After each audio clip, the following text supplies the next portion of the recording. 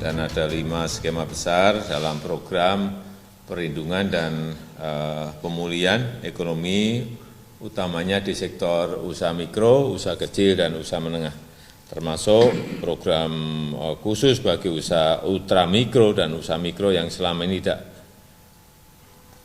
bersentuhan dan tidak terjangkau oleh lembaga keuangan maupun perbankan. Skema program pertama untuk pelaku usaha UKM yang masuk kategori miskin dan kelompok rentan dari dampak COVID-19. Kita harus memastikan bahwa mereka ini masuk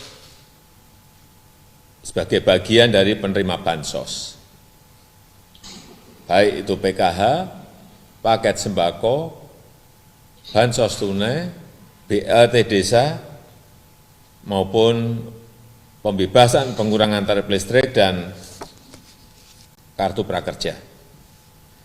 Kemudian yang kedua, program yang kedua adalah insentif perpajakan bagi pelaku UMKM yang omsetnya masih di bawah 4,8 miliar per tahun.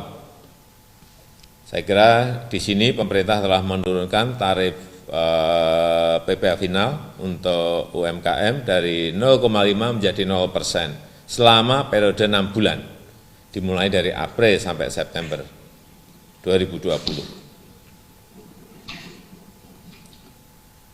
Dan skema program yang ketiga adalah relaksasi dan restrukturisasi kredit UMKM dengan berbagai skema program, baik itu mengenai penundaan angsuran dan subsidi bunga penerima KUR, kredit ultra mikro atau UMI, PNM Mekar yang ini jumlahnya 6,4 juta, dan di Pegadaian juga ada 10,6 juta debitur. Penundaan angsuran dan subsidi bunga kepada usaha mikro penerima kredit dari Lembaga Pengelola Dana Bergulir, LPDB. Kemudian penundaan angsuran dan subsidi bunga kepada para penerima bantuan permodalan dari beberapa kementerian.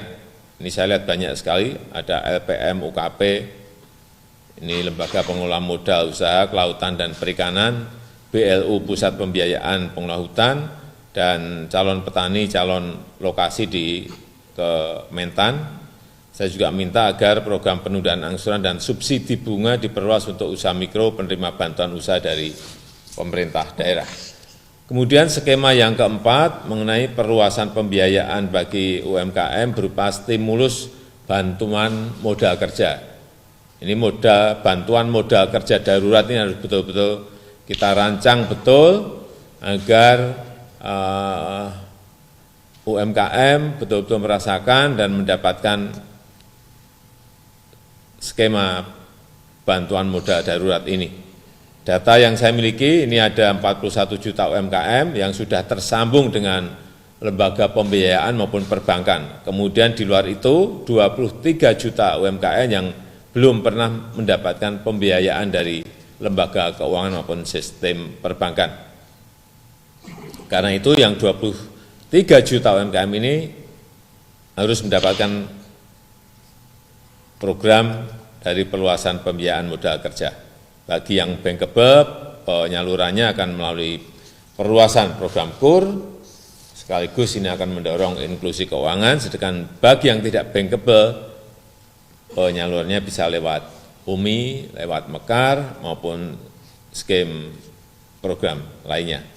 Kemudian yang kelima, kementerian, lembaga BUMN, dan pemerintah daerah harus menjadi buffer dalam ekosistem usaha UMKM, terutama pada tahap awal recovery, konsolidasi usaha. Ini penting sekali.